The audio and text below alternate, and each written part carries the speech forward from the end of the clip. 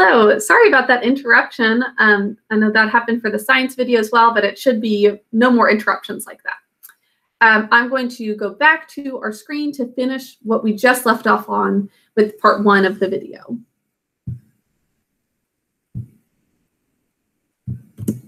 Okay, so Black Beauty is running full speed with only 3 of the 4 horseshoes on his feet right now.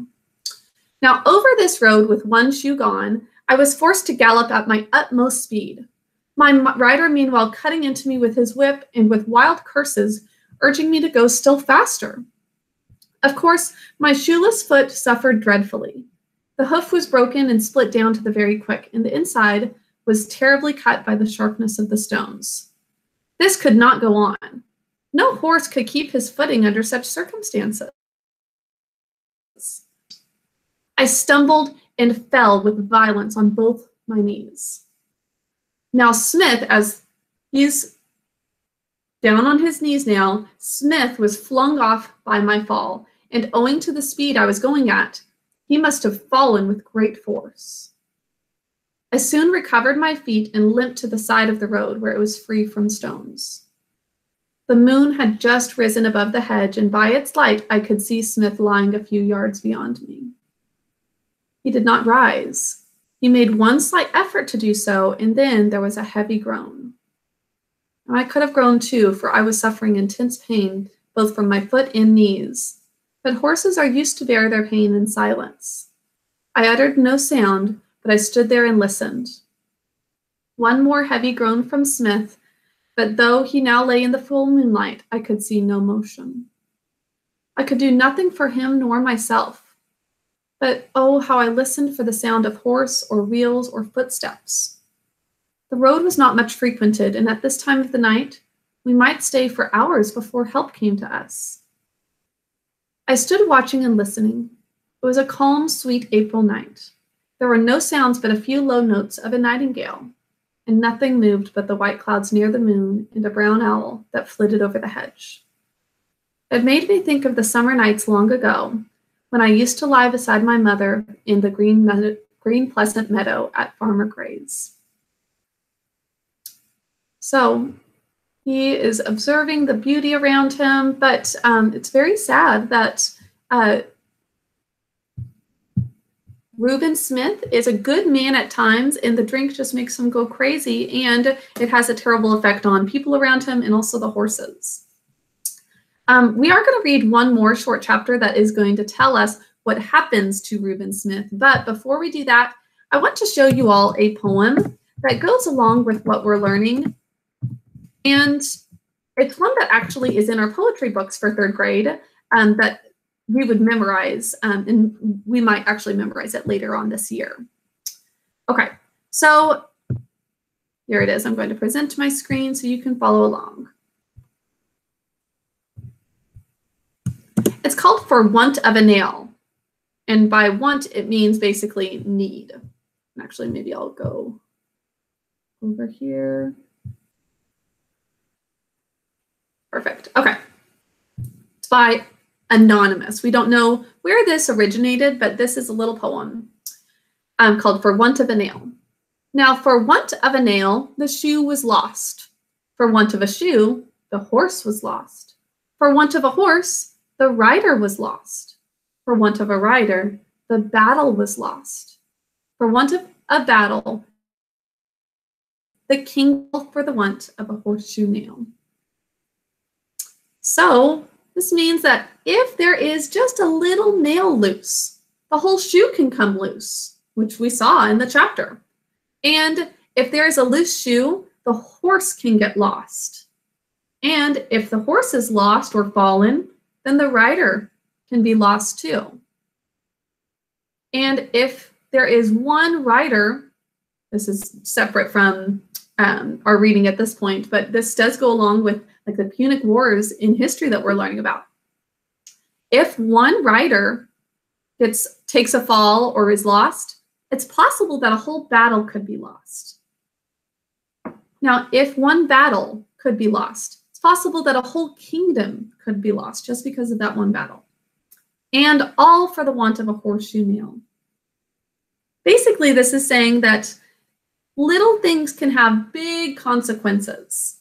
So just one little nail being lost, just the fact that Reuben Smith ignored that little nail had come off, that possibly means that he is injured severely or has lost his life. So little things can make a big, big difference. Okay, would you all like to hear what happens to Reuben? Because this next short chapter is going to tell us what happens to Reuben Smith. So let's continue. Oops, oh my goodness. I need it just to be here.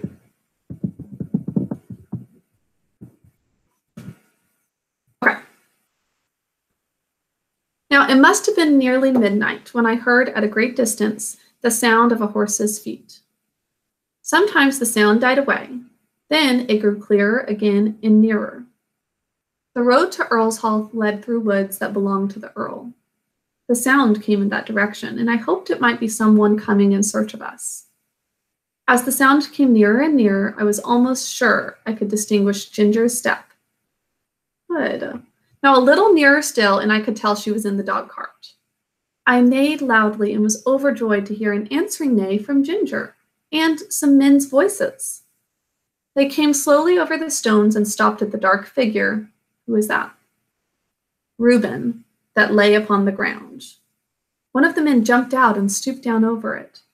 "It's Reuben," he said, "and he does not stir," which means move. The other man followed and bent over him. "He's dead," he said. It's a hard fall on some sharp stones. He said, "Feel how cold his hands are." They raised him up, but there was no life, and his hair was soaked with blood.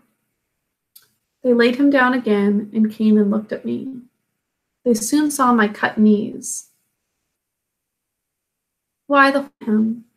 Who would have thought the black horse would have done that? Now, did Black Beauty mean to throw him off his back? No, that was a total accident, and Black Beauty couldn't help it to fall because his hoof was so badly injured. Now, nobody thought he could fall. Reuben must have been lying here for hours. Odd, too, that the horse has not moved from the place. Robert then attempted to lead me forward. I made a step, but almost fell again. Halloo! He's bad in his foot as well as his knees. Look here, his hoof is cut in all to pieces. He might well come down, poor fellow. I tell you what, Ned, I'm afraid it hasn't been all right with Reuben. Just think of his riding a horse over these stones without a shoe. Why, if he had been in his right senses, he would just as soon have tried to ride him over the moon. I'm afraid it has been the old thing over again. Poor Susan, that's Reuben's wife. She looked awfully pale when she came to my house to ask if he had not come home. She made believe she was not a bit anxious and talked of a lot of things that might have kept him. But for all that, she begged me to go and meet him. But what must we do? There's the horse to get home as well as the body, and that will be no easy matter. Then followed a conversation between them, till it was agreed that Robert, as the groom, should lead me, slowly, I'm sure this time, and that Ned took the body, meaning Reuben's body. It was a hard job to get it into the dog cart, for there was no one to hold Ginger, but she knew as well as I did what was going on, and she stood as still as a stone.